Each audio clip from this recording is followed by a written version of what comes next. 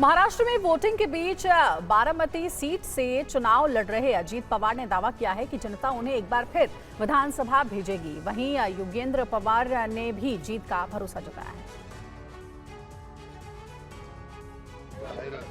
महाराष्ट्र के बारामती सीट पर पवार परिवार के बीच कड़ा मुकाबला है। यहां एनसीपी प्रमुख अजित पवार खुद चुनावी मैदान में हैं। उनके सामने चाचा शरद पवार ने योगेंद्र पवार को उम्मीदवार बनाया है। अजित पवार ने कहा है कि हमने काम किया है, आगे भी काम करना चाहते हैं। उन्हें भरोसा है कि यहां की जनता भारी मतों से जिताकर विधानसभा भेजेगी। हमने काम किया है, आगे भी हम काम करना चाहते हैं। मुझे यहाँ के बारे में अगर आप पूछे तो बारामती के वोटर, बारामती के लोगों के ऊपर और वोटर के ऊपर मुझे पूरा भरोसा है, विश्वास है। अच्छे वोटों से वो मुझे जिता के 8वीं बार असेंबली में भेज देंगे। वहीं एनसीपी शरद गुट के बारामती से योगेंद्र पवार ने कहा कि हमें मेहनत का फल मिलेगा।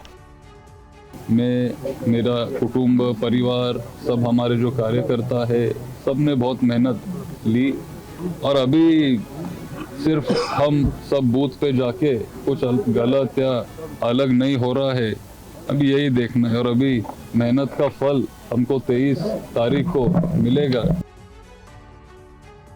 और मुंबई में पीयूष गोयल ने भी वोट डाला। वोट डालने के बाद उन्होंने क्या कहा, आइए आपको सुनाते हैं। मुझे खुशी है कि भारी संख्या में लोग बाहर आए हैं, अपना वोट डालने के लिए उत्सुक हैं, अपना अधिकार, अपनी जिम्मेदारी का पालन कर रहे हैं। मेरा विश्वास है कि इस बार जो सामान्य तौर पर विधानसभा में कम वोटिंग देखी जाती है, इस बार उसका ठीक अलग दिखने को मिलेगा और 60% से अधिक नक्की वोटिंग होगी। उत्तर मुंबई का आज मैं सुबह से जो मॉनिटर कर रहा हूं, लगभग रिकॉर्ड वोटिंग हो रही है। इतने सुबह सुबह हमने कभी इतनी वोटिंग उत्तर मुंबई में देखी नहीं है। मुझे विश्वास है कि मलाड सहित 6 की 6 उत्तर मुंबई की सीटें भारतीय जनता पार्टी और शिवसेना, हमारी महायुति के 6 कैंडिडेट जीतेंगे और महाराष्ट्र में भी पूरे दम शम से लोग उतर रहे हैं महाराष्ट्र को प्रगति और विकास की ओर तेज गति से लेकर जाने। और नागपुर में केंद्रीय मंत्री नितिन गडकरी ने वोट डाला। टीवी9 संवाददाता आनंद पांडे ने नितिन गडकरी से महाराष्ट्र के कई अहम मुद्दों पर बात की।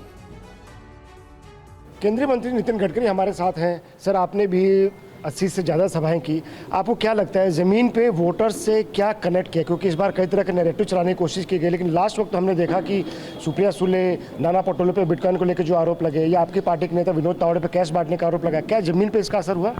देखिए, ज़मीन पर जो विषय है वो किसानों के प्रश्न है। मैं इस बार नासिक ज़िले में गया था, पैच के बाद बहुत अच्छे हैं, किसान खुश थे। तो कहीं ना कहीं किसान, जैसे इथेनॉल बना जिसके कारण किसानों को गन्ने का भाव मिला, सिंचाई का सवाल है, पानी यहाँ की बड़ी समस्या है। तो ये महाराष्ट्र बदल रहा है और यहाँ का जनता, गांव, गरीब मजदूर, किसान ये फालतू बातों की चर्चा नहीं करता, ये डेवलपमेंट के लिए, अपने भविष्य के लिए वोट देता है, क्योंकि ये छत्रपति शिवाजी महाराज का महाराष्ट्र है और पूरे देश को सामाजिक विचार देने वाले बाबा साहब अम्बेडकर, महात्मा ज्योतिबा फुले और राजर्षि शाहू महाराज, इनका ये राज्य है। इन्होंने दिया हुआ विचार महाराष्ट्र का पूरे देश में गया हुआ है।